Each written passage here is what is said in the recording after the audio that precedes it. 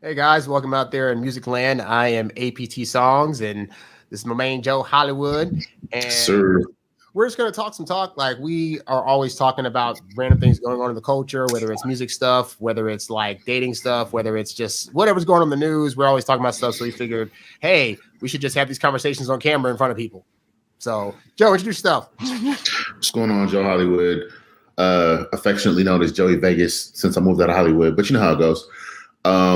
Yeah, like you said, we just have conversations about life and think it's hilarious. Figure somebody else might too, so let's share it, you know? Pretty much. So obviously this week there's been a lot of stuff going on, but the major story was last week DMX had an overdose and he was like they found him passed out for like 30 minutes before they could revive him. And obviously you guys watching this now, you know that he died yesterday at the age of 50. Well, first of all, I'm just, because this flashes me back to Michael Jackson dying at 50. What's with these like entertainers that we grew up with dying at like 50 years old? Like, it seems like such a young age to die at. Yeah, I hadn't made that connection, but yeah, when we were kids, that seemed like super old. But now that we get more and more grown, we're like, yo, that's not that far, though. Right. These are the people we grew up with. So it's kind of heartbreaking to see they didn't live that full age, that full life. You kind of want to see that. I want to go and watch my heroes on tour in Vegas or Morongo Casino or whatever. You know what I'm saying? When I'm like 60, I could go see the people I grew up listening to. They're like all gone. We're losing so many greats. It hurts. It's crazy because I was thinking about this. Like, Busta Rhymes is 48, just put out a new album, which is banging. Eminem's 48 and just put out like an album and an extension of that album last year, also banging. And so it's like these guys still have life in them. And I know DMX was actually back in the studio with Swiss Beats working on new stuff. Which I saw somebody who did a collab with him, a new rapper. Yeah. I was like, yeah, he's working. He's getting back out. I know he was struggling with some things, but he still has some hits in him. He still has some time to make it great. So. I feel like we lost a lot of good music, but also a good person. He lived a lot of life. He had a lot of wisdom, and he could be sharing that with us. And we don't have that. And it sucks because I'm like, I anytime somebody dies, obviously I delve deep into like their stuff, and I'm listening to interviews and stuff like that. And so I didn't know, like I knew he was on drugs. I didn't know the story about how he got introduced to drugs, about how when he was 14 years old, this 30-year-old guy that he looked up to, like slipped him a marijuana cigarette that was laced with crack cocaine. And that's how he ended up getting addicted for life. So from 14, this dude came into his life and decided to just F it up. And then that results in him dying like many years later. But it was because of the struggle that he could never get over. Yeah. And you hear stuff like that. I don't know if that was industry related, but you definitely hear about a lot of celebs. They end up at a party and somebody's like, hey, try this, or hey, this will help with this. And you kind of feel that peer pressure because they want you to come into the industry super young. And so you're more impressionable, but you can get hooked on something that you can never get out of. And so that's the type of stuff that really needs to change, really needs to be worked. Like you mentioned Michael Jackson, it wasn't necessarily this type of drug, but he was hooked on some stuff. He was taking the prescribed medication, but it was super strong. Yeah. Prince, was Prince an overdose? Didn't they try to say his was an overdose? Like, it's just too prevalent in the industry, especially like as they get older, they're dealing with the pressures. Your body starts breaking down, but you still got to put out hits and go on tour and do interviews. Like, you're like, I'm tired. I just want to take a nap. Now you got to keep going. All right, let me get a little extra in me so I can go. And at some point you burn out. And that's a hard life too, because I know, like, again, people follow this channel know I've done a few music things here and there, and I realized like early on the amount of work that it takes, combined with like how much peer pressure there is to actually do stuff that you might not want to do. Like there was a point a few years ago when I was driving Uber and stuff, and I picked up somebody that was going to go to the studio, and he actually let me into the studio to like vibe with them and just kind of feel things out. And like about 5 or 6 in the morning, dude's like, "Hey, do you want some cocaine?" And I'm like, no, thank you. I appreciate it. He's like, "Oh, you sure? Okay. Well, if you want some, just let me know, blah, blah, blah." And I was like, this dude just had it on him, just ready to go. I remember one time me and you went to a party, and this. I'll be bringing me into this. I'm a good boy. This is like years ago. Yeah, this was this grandfather. And we can't. This is statute of limitations. But we went to a party. I remember this girl walked in. I was like, "Hey, do you guys want some like orange juice, some cocaine, some water?" I was like, "Orange juice?" Right. Just had it. It's like that Lil Dicky with Snoop song. Just goes in so casually. You're like, did you just say? Yeah. I have some orange juice. Yeah, let me just get some juice. It's like really a thing. And the sad part is, if you're really on that level where you're famous, if you have money, you can just afford the good drugs. Mm-hmm. Like And that's the crazy part too. It's like, it's not like you're going to seek it. It's not like you're like, oh, let me go to some back alley where I'm all in danger. You'll just be at a party and it's already there. You just look over like, is that yeah. y'all really? And then now you're in a situation where everyone else is doing it and it's just you and they're looking at you crazy like, oh, you don't do this? And you're like, no. Yeah. Oh, you can't hang with us. And it sounds like some high school stuff, but like I said, some of them start in high school, and these are the adults. These are their influence. These are people they look up to who are successful, who are where they want to be, and they're like, well, I don't want to get kicked out of the crowd. Yeah. All right. Or like you said, they just get slipped to them. You know, they don't know what's going on. Yeah, and that's like the whole take and they get hooked. And that's the thing, like, because you don't know who's going to push what or who's going to really try to like force you to do some stuff. If you're not going to do it, they're going to just slip it in something. They're going to drop it in the thing. They're going to come in behind you and stab it with a shot. Like, you just don't know. I think that's usually at the enemy level. I mean, I've seen a lot of movies and TV shows. That's after they done somebody dirty. I don't think that's the first time. You don't just get, now you're on crack. Like, that's a lot. you gotta participate a little bit. You know, you gotta make a choice. It may be a heavily influenced choice, but from my understanding, you got to choose.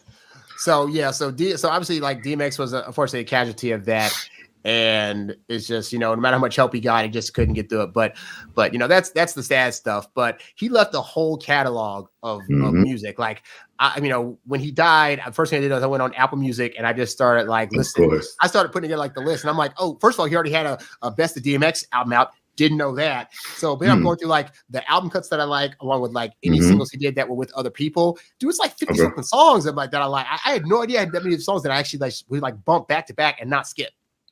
Oh no, he's definitely in at least the party tracks. He's in the greats, and then he's got those like, I don't want to say emo, but I don't really have a better word for it. But like when you in your feelings, you kind of like, he got the tracks for that too. Like X really went there. And I mean, he was on a journey though. You know, he was on like a spiritual exploration, trying to figure out life. Like he got dark, you know, Dark Man X. Like he really took that side of things seriously.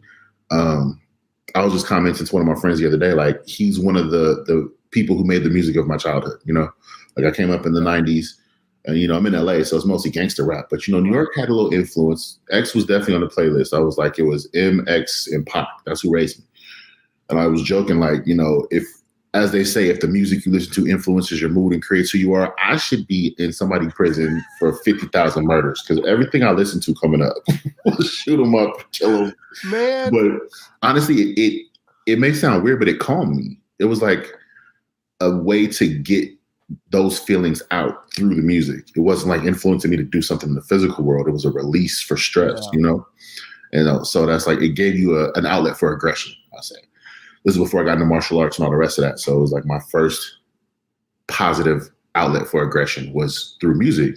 And it's always about the energy. It's about, you know, how much you get into it, the vibe, you kind of start rocking and moving. You can be like, hey, yell and scream. Yeah. That's therapeutic.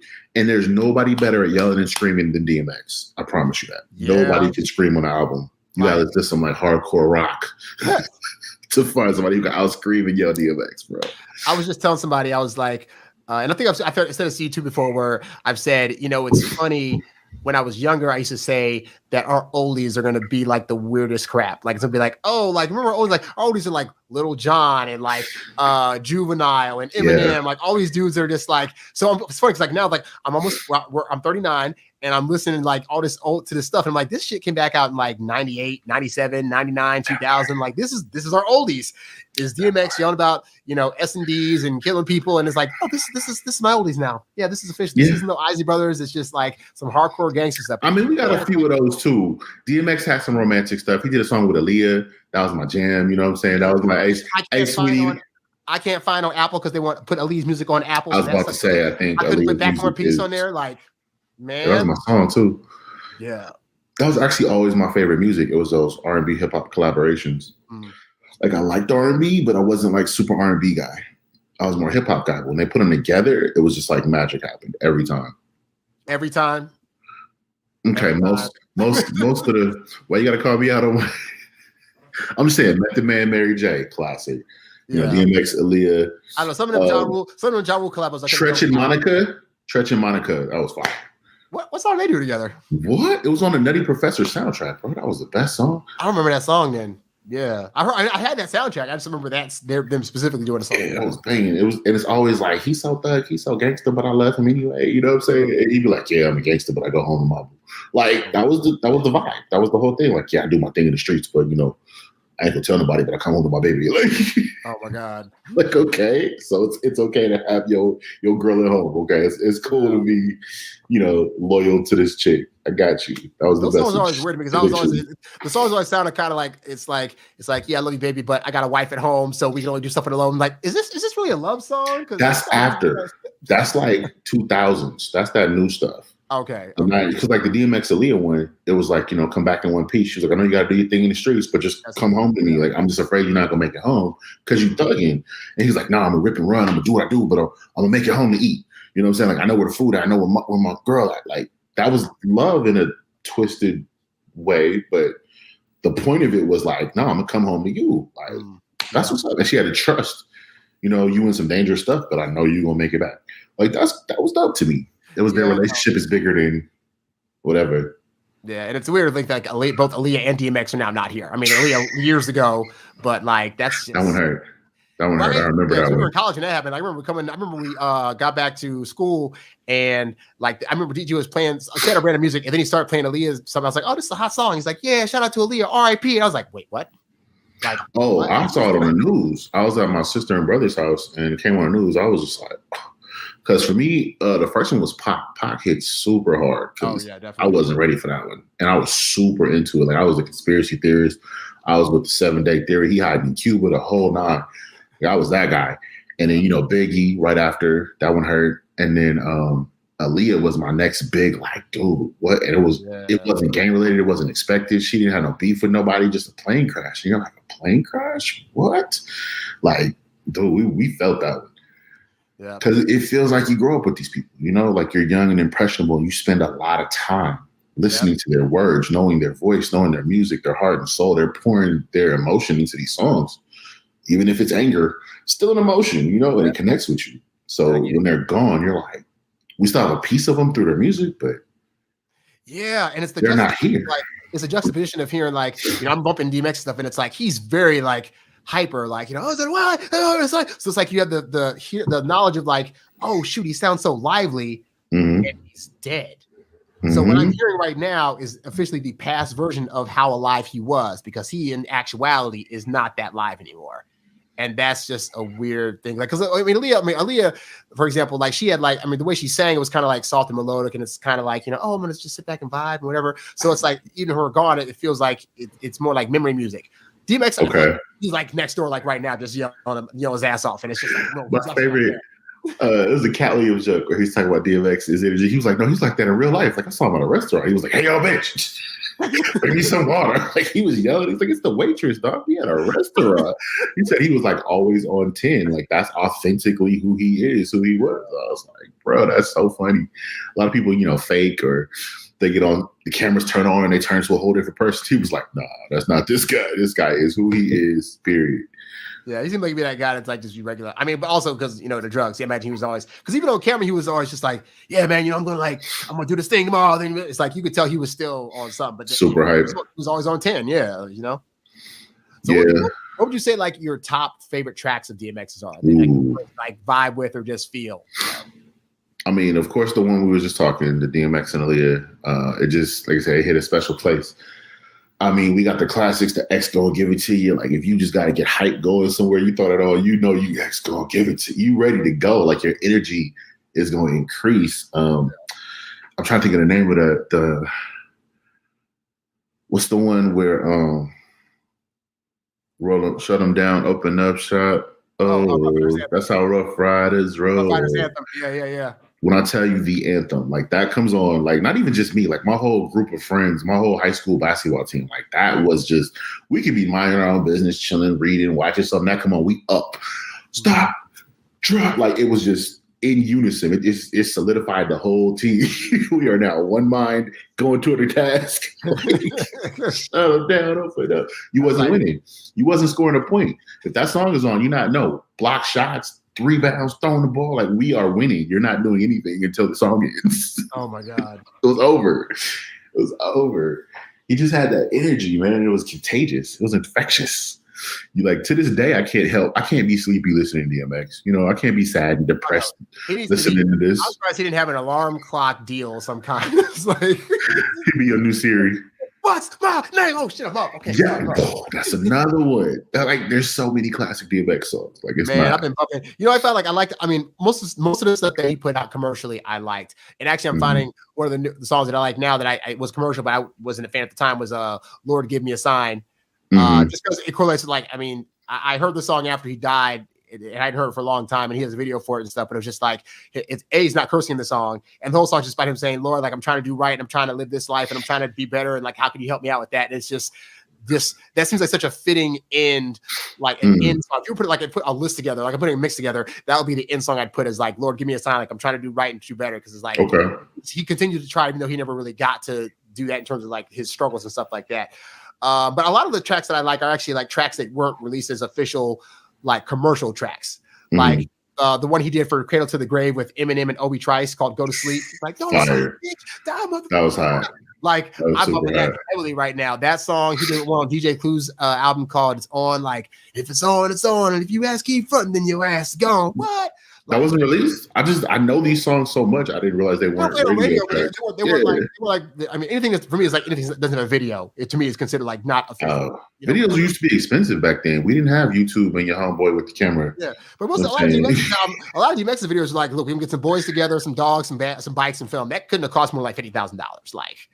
And the bikes belonged to his friends, so that wasn't in the budget. Like, hey, bring your motorcycle out, bring your quad with you. We about to go shoot. He would just call the club, the Rough Riders. Like, this was his homies. They just had to pay for the camera and the rigs. Like, oh my god, so true. The dogs, those were his dogs. You know, the chain that the dogs were on, that's really the chain he had to walk them on, because they said. They own all the Rough Riders stuff. Like, that was their business. So why don't I used to bang Rough Riders nonstop. Like, I didn't have to skip a track on the Rough Riders album. You know what I'm saying? Like, it's just, there was so much going on back then. Compilation ones, yeah. Like, I remember when I was a freshman, and I used to get up every morning for ROT, or every Monday, Wednesday, and Friday for ROTC. I'd be bumping. It was Rough Riders Volume 2. The track was called World War III. It had Jadakiss on it, Snoop Dogg. All the compilation tracks was on it. It was like Ride or Die. And that'd be my hype. I can hear the beat. Yep. I can hear the beat right now. They had the horns. Well, that's what I'm telling you. If you need to get hype music, I was going to say this. You're talking about his guest tracks or his collab tracks. Like, he was the king of that. Like, when he first dropped, he was everybody's guest star on every track. And to me, that was like the way to get in. Like, you didn't just come out with an album back then. You had to like get on somebody else's track. And every time you get on their track and kill it, like however good they did, you'd be like, who's that guy? I swear to God, like, I thought he was part of Bad Boy for long. He was on the Lock shit. He was on the Mace's album. Like, I was just like, so well with the Lock. It was great. And then he ended up going because he was Rough Riders. Yeah, but even to be on Def Jam, but it was like that first song, the Get At Me Dog. Like, I remember I had the edited version. I think I tried to get the edited version and I couldn't because it was just so much cursing on both. There is no edited version. That's not a thing. Stop Being Greedy that was on that. So I had to buy the single and just kind of hide it from my mom. But like that Get At Me. It would be 4 words if you took out the cussing. There's no way to. That's like trying to edit him up. I'm on some boat, and then you're just done. That's it. Just let it go. Just let it go. Just play the instrumental, dog. There's no hope. Yeah. So where do you think that DMX is gonna land on the upper echelon of like rappers of all time and or most influential rappers? Like, where do you think he sits in terms of that stuff? Man, I've been having this conversation a lot recently. Some like numbers wise, you talking about like, is he gonna go down in the Hall of Fame? What are we talking? It's like he's actually the 5th best-selling rap artist of all time. Really? That I did not know. His third album sold 6-7 million. His second album sold close to 4 or 5 million. His first album sold like 3 or 4 million. And then the ones after that, one of them went platinum and the next one went like gold or whatever. But like, yeah, he's got the sales in terms of sales. He's got those sales. And that's not even including the Rough Riders compilation stuff or any other singles he would have done. And keep in mind, back then we didn't have, because I was looking like his highest charting sale was his highest charting track was Party Up, which by the way, never used the word party up in the entire song. But I mean, it's not really a requirement to do that. We're used to it, but the thing that you have to. I need to see the title. I need to hear it once in the song. I'm like, because like a movie. I'm like, the song's the party song, the whole time he's talking about killing dudes and like having sucking D's and all this stuff. It's like nowhere that thing is like, where's the party happening? The party part was how hype you were from the music. That's what the party was. Pretty much. What we're talking about. We're like little kids in stadiums and stuff. Oh, what caught me was every pastor in the world decided to quote that song at some point. And then y'all gonna make me lose my mind. Sir, that is not appropriate on a Sunday morning until church is over and I'm gonna bump it on my way home. But in the pulpit, you're doing a lot. Yeah. But I was confused because like I did the Christian rapper thing. You know, I grew up in the church, but also listening to what I'm listening to. So like for a while, like after DMX first album, he has like the little prayer and the redemption, and like he had this little struggle where he was talking to like the demon and he overcame it. So I was like, oh, maybe this is his testimony. He used to be killing people in the streets and then he got saved, right? And then the second album came out and we were like, oh, you still struggling? Oh, so you still got the demon, homie. That's you on his team now. Mom, no, let's not bump that one in particular. We're gonna put this other CD in because that might. Yeah. And then you get the one with where he covered in blood on the cover. You're like, yeah, okay. And his album third ones, and then there was X. Like, ooh, a lot. Yeah. So when I was younger, I was confused by it. I didn't know what to do with all of that. You know what I'm saying? Like he's delving into some dark areas, but. As an adult, I've been through my own life, you know, journeys and whatnot. I really see it more as, not to get too religious up in here just yet, but there's a scripture talking about, you know, everyone has to work out their own salvation through fear and trembling. Mm-hmm. And so while we're sitting here like judging people's ways of doing that, to me, he was one of the best examples of, I don't know the answers. I don't know what's going on. I just know there's something I need to figure out. And that it is a struggle. Like he jumped across this line like almost nonstop, and he delved into some areas a lot of people thought were taboo. And I feel honestly, we kind of needed somebody to help us explore that. You know, I feel like it's still going. Yeah. You know, we had like the Lil Nas X situation the other day. They got a lot of attention where, like, oh, this is dope, demons and stuff. And to be real, somebody brought up, they were like, come on now, don't forget all the songs in the past, and his name came up in that because he definitely had some stuff. He had a song called The Omen, you know, or Damien, where he's literally talking to his demon homie. Like, the rat, the dog. Yeah, that's on the mix too. So yeah. So like, it was a hot song, but if we're talking about content, like he did kind of go there. You know, Bone Thugs and Harmony. Yeah. Like they pretty much were having satanic chants as the beats to their songs, and we're over there like. I don't know what to do with that. Yeah. So like when people brought that up, it's not new to the industry. Right. But to me, I feel like, you know, he showed the duality. He showed that he was one of the first people that had that split, you know, I'm two different people represented here, you know, Eminem and Slim Shady.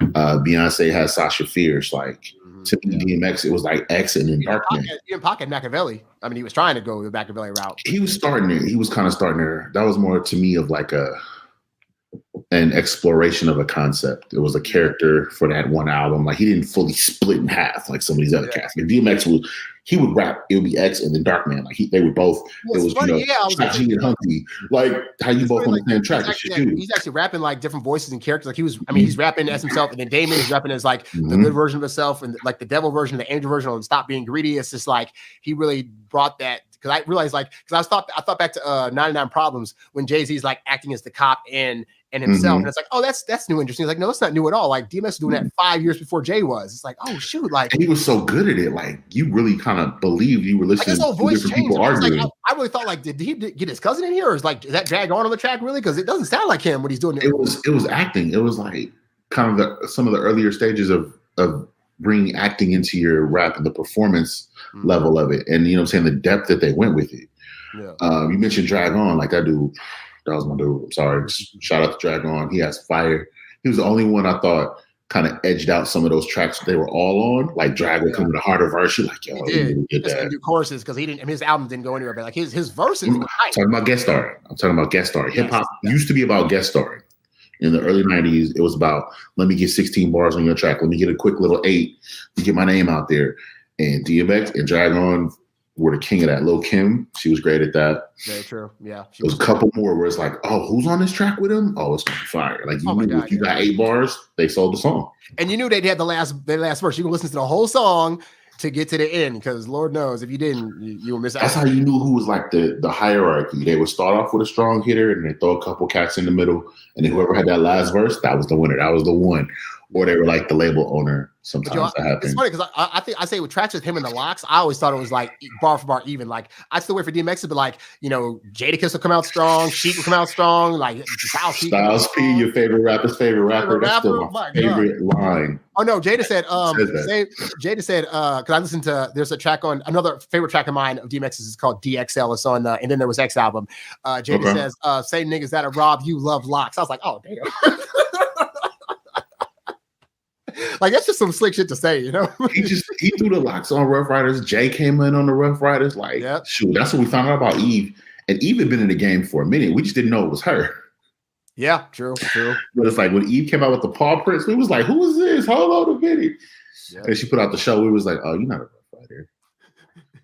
You all nice and happy. You supposed to be thug. What's going on here? Like they taught me you can be a whole person. Yeah.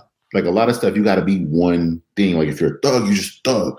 But it's like, well, I can say they taught me a lot. Like I grew up with some people that like you saw it. It's like, okay, this dude will cut your head off. But at the same time, like, you can laugh and jump with him. Like, you keep the image. Oh, you want to do this. And I think, like DMX an example of like he did a lot of hardcore stuff, and then he do like those, I'm slipping, I'm falling, or hey, I love my girl tracks. Like he was doing those. He was still sounding hard, but he was still like emoting, and there have been artists since him that have been able to like, be a little bit softer, then go back to being hard and whatever. But even just being able to show that range was important, So it's like, I think DMX is one of those that now that he's gone, because he's been in the game, but not really. He's like, he did the verses last year with Snoop Dogg. And I was going to talk about that. He has a track with the Locks that just came out in August called About Shit, which is like one of my favorite tracks of his. He's like, he has a line on that where he's like, nigga already dead. I'm gonna keep stabbing. I was like, oh shit. Once again, you cannot out thug DMX. You can't out gangster. You can't out energy. Yeah. Not that you should ever be in a position where you absolutely have to take somebody out. If you absolutely have to take somebody out, you're gonna want some X bumping it.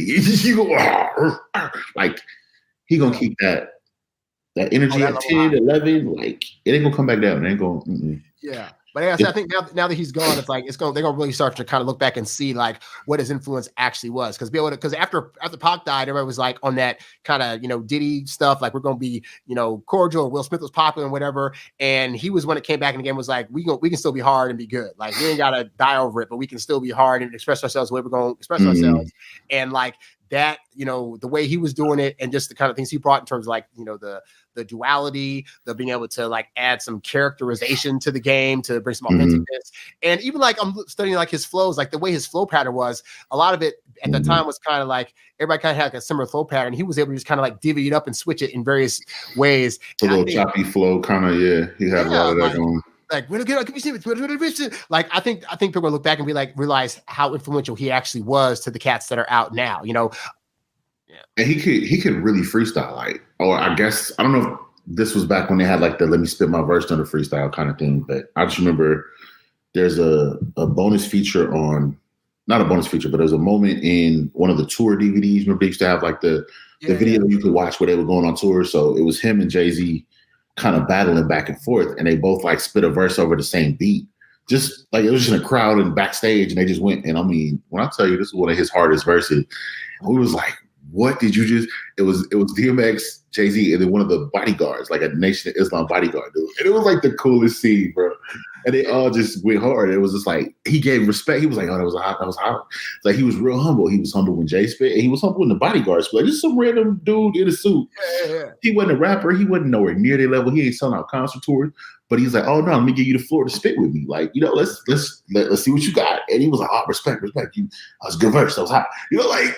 Can you imagine you spit your freestyle and DMX and Jay-Z like, oh, this, bro, like you did that.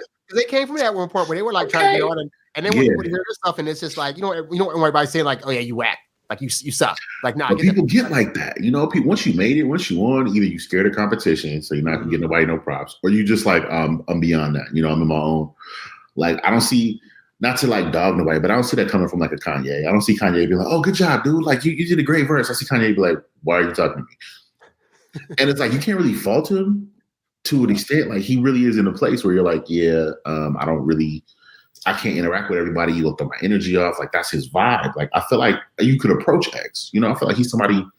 If you just saw him out in the street, you could be like, hey, you know what's going on? He was kind of spend a couple seconds with, he still got to go on about his day, but I feel like he was more humbled like that. I read a few articles we were talking where I just read one before I came on here where he was talking about he spent like 17 hours with DMX just going around. And that's his own crazy. I'll send you the article for that. That's a whole crazy story. But there were stops where they'd make where he'd like be in a store and kids would come up to him and be like, hey, what's up, man? And maybe he'd be kind of talking to him. He stopped someplace in this neighborhood where people were just outside and you start talking to him. It's just like, oh, he just really just wanted to be around positive energy and around life because he knew his fans were important. And he also wanted to, I guess, honestly, based on his struggles, because growing up, he was abused by his parents and he ran away at 14 and he got taken advantage of by people. So it's just like, if I can just show any kind of light and be positive to somebody, make their day, then I want to be able to do that because people didn't always do that for me, you know? And that's rough because I'm like, I'm nowhere near famous. I'm nowhere near where I can't leave the house without people rushing up to me. And I get tired sometimes where it's like, I don't have the energy to just deal with this right now. So to be at that level of somebody completely recognizable by anybody everywhere and to still have that like ability to connect with people, like that's commendable. You know, I really do respect that. So that's something I really see from him. I was listening to one of the other YouTubers, I guess you call him, this dude, Coleon Noir. He's a gun, NRA kind of gun dude, black lawyer, rights activist. Like he's an anomaly. But in the midst of all the other stuff going on with X, he was like, you know, I don't talk about it a lot, but I spent a day with dude in you know, a couple of years ago.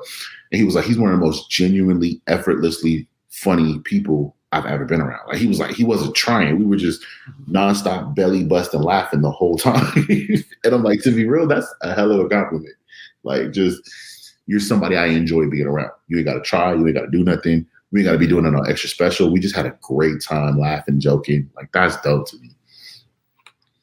So yeah, that's definitely a big loss. So I'm just, you know, so I don't know who else watching this or hearing this, but you know, we lost a great one. And those of y'all that I feel like an old fogey trying to explain to people like, oh, but from like back because if you were born in like 2000, 2001, because his last album was 2006 or 2012, like what nobody heard that album.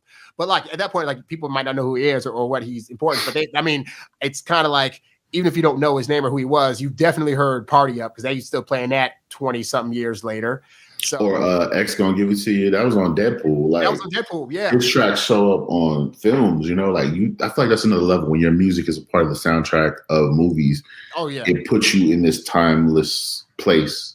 Like we're always gonna remember. His stuff will continue to be used in movie trailers and in movies themselves and the credits and rolling and stuff like because and his acting. We didn't even mention he was on screen. He had a couple of like cool ass movies. If he was in the movie, I was like, oh, this is gonna be dope. I'll be honest, I was wrong a couple times, but I enjoyed his moment. I don't want to hate on Belly because he's dead now, but like that was just I would say that wasn't the most hypest movie that I ever saw, but the soundtrack was banging. I did like him in Belly. Okay. I think it's kind of like it's weird seeing like, you know, oh, the actor is great. The script sucks, but the actor is doing the best he can with the lines he's given. For me, it was Romeo Must Die. I remember when he was in that, I was like, what is it doing? So like, I got to be real. It wasn't the greatest acting ever, but it was like, we need you to be this tough club owner in this movie. And when I tell you, I mean, there was no doubt he was a tough ass club owner ready to light them up at a drop of a hat. Like I was like, yo, DMX. And then we were like, is DMX in the movie? Like, that was fun. Yeah. I think that's where the song really came from. I think it was after that movie. Or he was because they were in that movie together. So yeah, because it was that, and then he did Cradle to the Grave with Jet Li, which is she was not in that, but that's the Cradle to the Grave soundtrack. That's where you got the Go to Sleep, and I think X Gonna Give It. That was hard. Yeah. When he did the one with Steven Seagal, that was my other one. I loved him in that movie. One. Yeah. I can't think of the name of it, but it was great. Like definitely. No, that wasn't Cradle to the Grave. That was I forgot, but it was a good movie. Steven Seagal, DMX, go watch it. It'll be on Netflix tomorrow. Do y'all's history, people. Like if you can find just like 10 good songs, and he has so many good songs. Again, even the album cuts are mostly banging, but like the singles that released, you can find more than enough beyond just Party Up, beyond just X and Give It To You. Like he's got classics, and those that are in the know. Like he had a list of hip hop classics. You could do a whole party just DMX's stuff. Oh, definitely. or No or question. or a knife fight, whatever you're into, That I was like joking earlier about like if you actually got to go text people out. That was what happened in Deadpool. Like the final scene where he's going to face the bad guy and all the henchmen together. He got his homies with him. They riding out. X gonna give it to you. And he walked up. And I was just watching the thing the other day. They were like, we didn't know what song was going to play there. Like we got the energy up. They were walking up, and so they just played different tracks under it to see it. When they hit that one, they were like, "That's it. That's the one." No question, because we got X-Men and yeah, like it works on so many levels. it was great. I was like, you guys did that. You guys did that. But yeah, it's just that it just turns you up, whatever you're doing. It just, if you're on 5, it's going to get you to about 8 or 9 at least. Oh yeah. You got to get yourself to 10. You can't just depend on, but it'll kick you up, That's how I feel. Man. So yeah, guys. So that's any other final words on the X-Man, Joe? Nah, just kind of regret. I don't believe I got to see him perform live at any point. I'm trying to think back. There were a couple like multiple radio show concerts, or like I saw the Bad Boy tour, and I was like, did he come out? He might have done like one track or something. Like I did go to like a summer jam in the 90s. I'm like, I don't remember. I know it was like everybody from Bad Boy, everybody from that you could think of, but I was like, I don't know if I ever got to see X on stage. And I'm like, that's one of those like, I didn't get to see Pac perform. I didn't get to see, Mike perform. Like every time we lose a great, it's just like, man, that's an experience, You kind of wish, like I said, even if it was like at Morongo Casino when he was 60 on the stage, like we got to see the verses. That's as close as I got to see an X. And he didn't have quite had the energy he did back in the day, but it was still worth it. A little different, but I mean, it was still just nice to see him like. And I almost forgot to mention this too because I thought about this. Like, when Rick James died, Mm-hmm. He had been on Chappelle's show. He had been out of the spotlight for a minute. Then he was on the Chappelle show, and he was kind of getting famous again. And I've heard this thing of like, if you're an addict, part of the ways you can get re-addicted is to start doing the things that you used to do. So when Rick James died, it was like, well, he was getting famous again. He was doing shows, and he started taking drugs again. And then, whatever. Because that's how that part of your life functioned. So it's a part of that function. Yeah. So I thought about that with X. Is like, man, he's doing the shows again. He's on a single with the Locks. He's starting to put a new album together. Like, what kind of habits were around him that he was doing while he was doing more and more drugs? And I wonder if like that stuff could have also pushed him to start using more so again than he was, And it could be an energy thing, to be real too, because like that's the whole thing with cocaine is it turns your energy higher. So if he's like, oh, I got to do these shows, I got to do this, I got to do that, he might have felt like he needed that to give him that boost to be able to keep up with the schedule. You know what I mean? Like, sometimes it's just like I'm in this party environment, but sometimes people lean on things to keep up that appearance. I know that's one of those, like that movie Flight with Denzel. I always joke like that was the best advertisement for cocaine I've ever seen because my man landed a whole airplane. You know what I'm saying? He was about to go to trial drunk off his ass, and he took a couple puffs and was like Superman. Like there's some truth to that. I think it's a dangerous way to do it. You got to keep taking more each time and be able to get that Superman feeling. But it does give you that like, so that's why I'm like, that could be a factor too. It's just like, okay, I got to keep that energy up. I don't have the energy I did when I was 20. So let me do this little bump to just, be able to bring it to him. I got to bring the energy to the crowd. Like, I feel you, but we'd rather keep you here, bro. If anybody's out there with that, like we'd rather have you here low energy than have something like this, And I was funny. I was watching this. I just saw before I got on this interview Fat Joe did with Eric B, who was apparently was a friend of his, and he was talking about, he was asking him like, how much should it be the responsibility of the others people around you to be able to say like, hey, this and that. And Eric B used to like, hey, ultimately, most addicts don't actually want people around to help them because it's like they know that they're a struggle, and it's a hard thing to try to help an addict at times push back against you and not want your help and say, well, I'm fine doing whatever. So it's like, what responsibility then is it of the people around a person like that? Like if somebody's doing drugs, you're trying to help them, they don't want help. What more can you do? Well, that's what they say. Like you can't help somebody who doesn't want help. Like even like somebody who's drowning, a drowning victim, they teach you if you're going to save them, you go tell them, hey, calm down. I need you to relax so I can help you. If they're still struggling, all they're going to do is kill you too. So you got to like try to get them to calm, and then you go back in and they're still flailing around. You get hit. That's 2 victims. You know what I'm saying? So somebody who's an addict is kind of that same way. If they don't want help, there's not much you can do. You try to encourage them. You try to say a few things. They'll isolate themselves from you if you're doing too much to alter what they want to do. So you kind of got to like, hey, you know, this is a thing, maybe we can help. But unless you like throw them in a facility and like or handcuff him and lock them up somewhere, yeah. like there's not, you know, it's a grown up. And there's a lot of people who've gone through facilities, and as soon as they get out, they jump right back into the life. You know what I'm saying? There's the whole 12 steps programs. Like this stuff is hard, and it's not even a choice half the time. When you get to that addiction level, you just do it, and you feel bad about it. It's a guilt cycle. So now you feel guilty for doing it, and you feel like crap. And the only way to feel better is to go do it again to get the relief from the guilt. And it's just a cycle.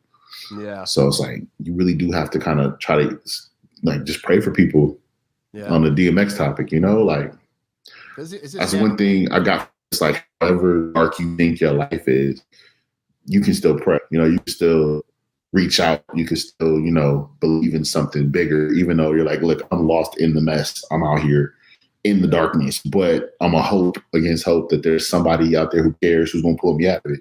That's what I got from X's life. I felt like. Yeah. It's just sad to think too, like he, you know, because they found him, but it's like you basically you end up dying alone. Like you got a needle in your arm, you got some pills over this, you're just there. There's just alone by yourself at your final moments. And it's just like that's not really the ideal way to be able to do that for somebody so great. You know? But yeah, and even if there are people there, they're like, oh, we gonna get in trouble, we gotta run away. Like yeah. You're not gonna sit there and comfort the dude you was doing illegal drugs with. Like don't want to be caught here. I'm out of here, yep. Yeah, it kind of sucks. Yeah. So he left us with some great music. I'll be bumping it for the next. I mean, I got the whole mix together, so I'll bump it sporadically at times because I just like his stuff so much. I've always liked it. I was bumping his stuff like a month before, even a month before he died. I was still bumping his stuff. Like he just has that energy that I like. Yeah, he definitely had tracks and they're timeless. So it's like it's not like, oh well, you know, there wasn't some good music to it. We're just bumping it because he's gone. Like, nah, his music stands on its own regardless. So that's what I appreciate about it too. It's just definitely does. It is what it is. I might look up the movies though. Those might look a little dated. I mean, it's still fun to watch though. Yeah. Dated don't really mean much when you grew up with it. You know, nostalgia. It was bad technology. It's only dated for people that haven't seen it. We're akin to it because we've already seen it. So exactly. Exit Wounds. That's the name of the movie. Steven Seagal. Oh, Steven Seagal. Yeah. I couldn't let us get out of here without remembering Exit Wounds. That's good. Well, it's been great talking about X and reminiscing, and obviously we'll have to do another one of these shows talking about the whole different subject. But this was definitely one that was just like hot and heavy on the presses, and definitely something that, you know, as people that grew up around his music and were fans of it and went to college where they were bumping it and stuff at times. It's just nice to be able to kind of just reminisce about his impact on both us and also just the music industry as a whole. Definitely. Yeah. All right, man, let's do this again soon. Cool, man. We will talk to you all later. Thanks for watching, and we'll find a name for the show at some point and put it on the thing. But yeah, guys, we'll talk to y'all later. So we are out. Peace.